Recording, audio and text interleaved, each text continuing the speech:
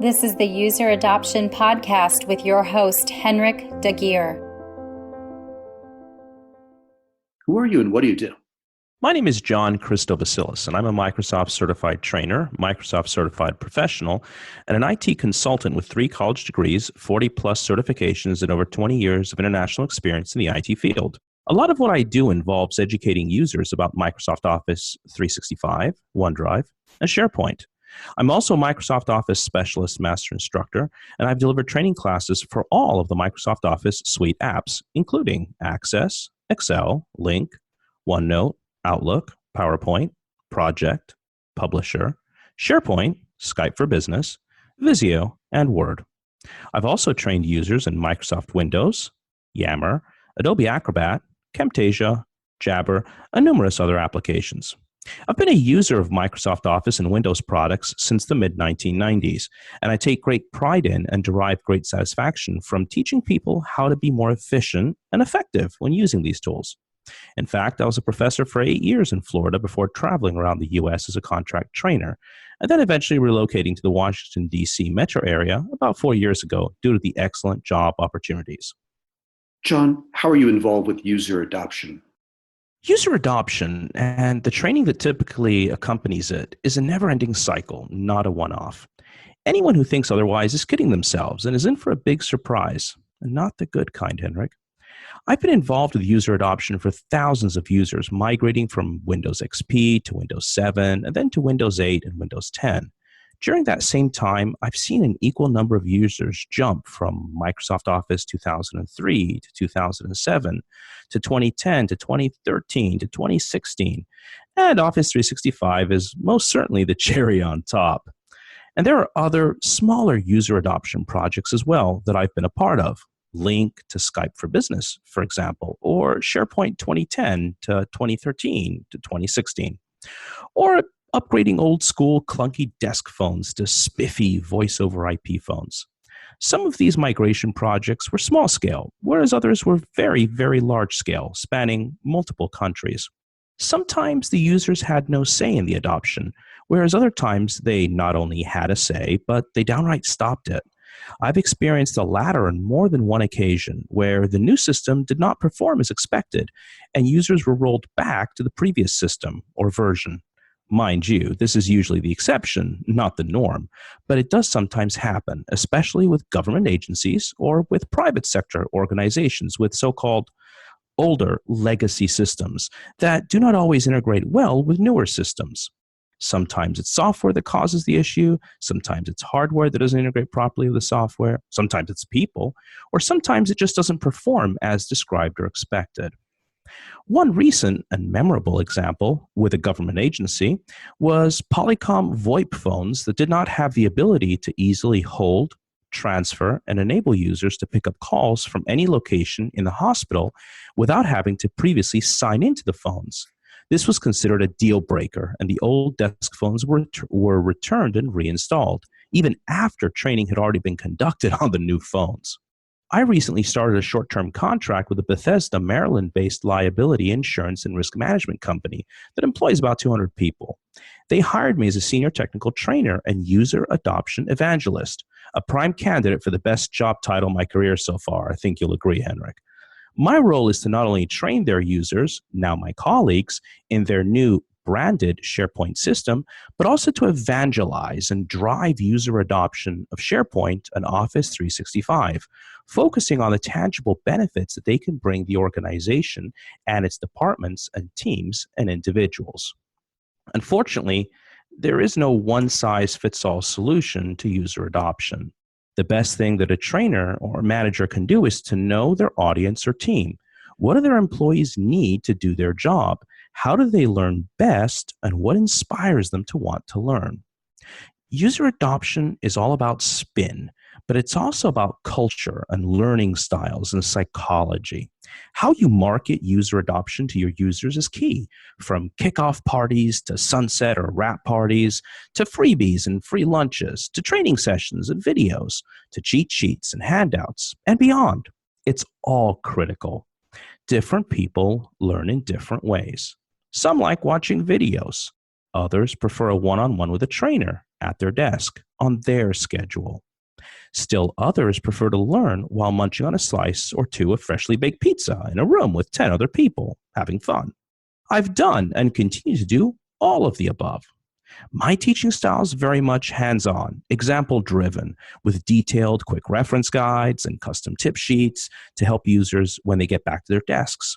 And I always make sure to do this with a smile, a dose of humor, and plenty of wit, because boring training classes and unfunny trainers put me right to sleep.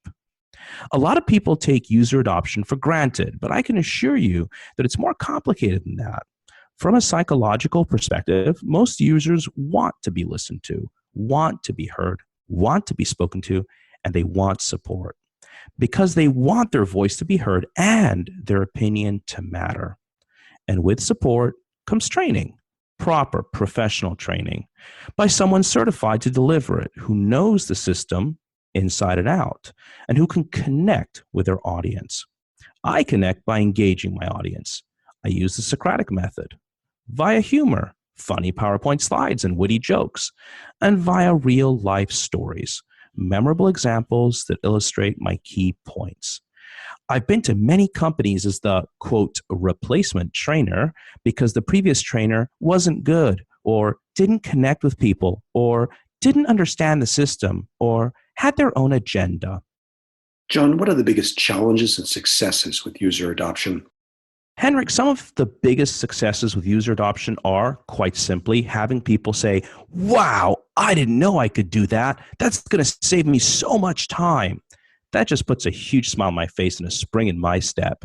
Knowing that I just taught someone something that will save them time and make them more productive is truly one of the main reasons why I do what I do. And it's even better when it's a VP or a C-level executive. Another related success is when people, especially people who are in leadership positions, supervisors, managers, directors, realize how much more efficient and productive they and their teams can be by adopting a new system, possibly because the new system does things that the old system did not, or because it does things more quickly or more efficiently. I've experienced this on many occasions, and it never ceases to give me a very warm and fuzzy feeling inside. Another big success is when an entire department or company adopts a new system, not because they have to, but because they want to.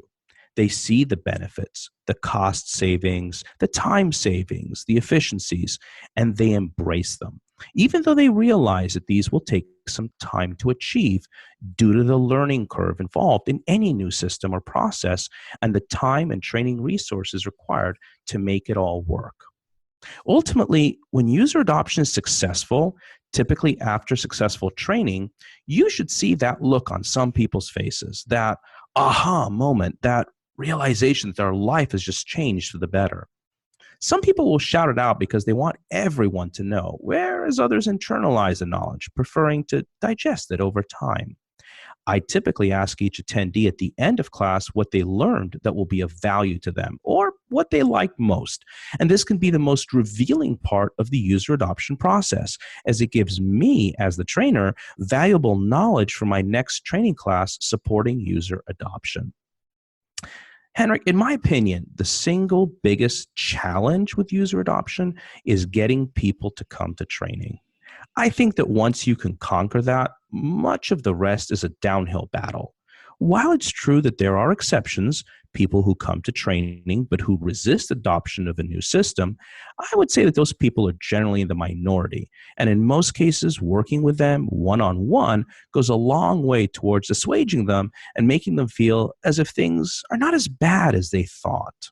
Another huge challenge or hurdle, Henrik, is answering the proverbial question, why do I need to do, learn, use this?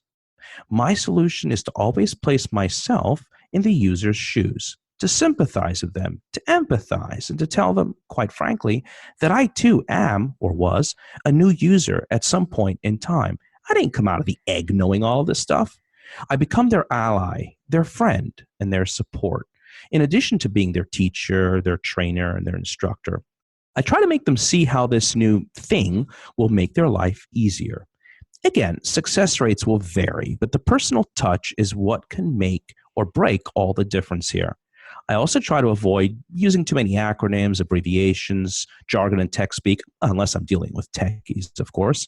And I try to put everything into perspective for them. This doesn't always work for all people, and it's extremely rare to make every person happy about whatever product or system or service they're being asked or forced to adopt. But at the same time, you should at least give it a try. Henrik, I have a pretty good track record with user adoption of new systems since becoming a trainer and a consultant.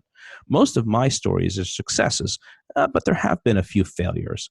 People who just don't want to budge, don't want to learn, don't want to come to training, are retiring soon, have no faith in the new system, think the new system sucks, have had the same phone number for 30 years. These are all real-life examples, by the way, and so on and so forth. And sometimes the new system itself is the biggest challenge, possibly because it's riddled with bugs. It was rushed into production. It lacks documentation. It wasn't tested enough. It doesn't do what it's supposed to do, or any other number of reasons. All of these challenge user adoption and require careful planning to ensure that user adoption occurs, or, as is sometimes the case, is delayed until the system is performing as expected. John, what advice would you like to share with people working on improving user adoption? It's a good question, Henrik.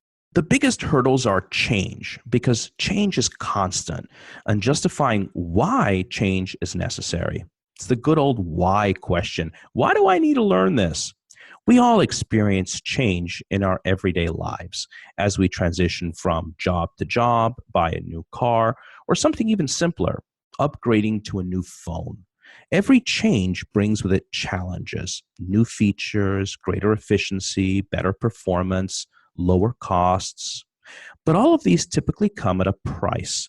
Sometimes it's the upfront sticker price, the cost of purchase, such as when buying a new phone or computer or car. Sometimes the price is spread out over time. And I don't mean a payment plan, but rather the learning curve. Learning a new system, the ropes of a new job, how a new car works, a new phone's features, these all take time and patience. And in many cases, they require training. Sometimes a YouTube video suffices. But when dealing with a new, complex, customized enterprise system, expert training is not only recommended, but it's required. I've worked with nearly 100 different companies and consulted with thousands of users. And at the end of the day, the story is almost always the same. If you don't properly train your users how to use a new system, they will not adopt it or use it as it was meant to be used.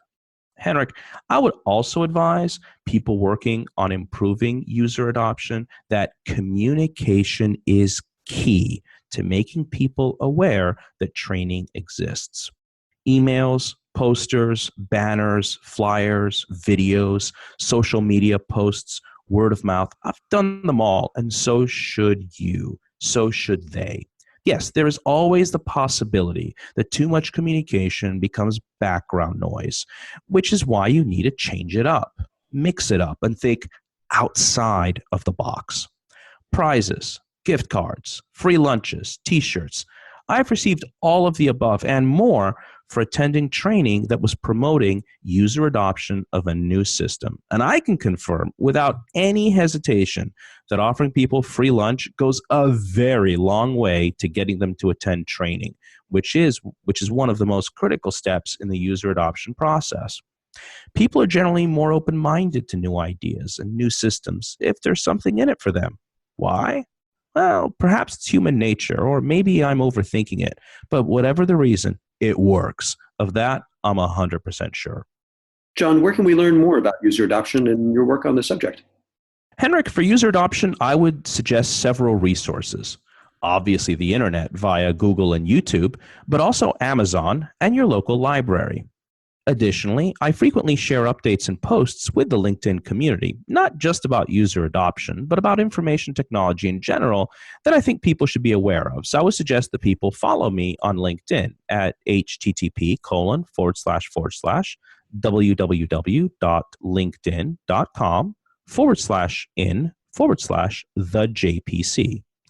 I'm also available for speaking engagements as well as training sessions. Please contact me via LinkedIn if you're interested. If you have any questions about user adoption, or if you think that I might be a useful and valuable addition to your organization. Henrik, thank you for your time. Have a wonderful day, and good luck with your book. Thanks, John. You're welcome. For more on this, visit useradoptionpodcast.com. Don't forget to please subscribe, rate, and review. And for a book about this, check out useradoptionbook.com. Tune in next week for the next episode. Thanks for listening.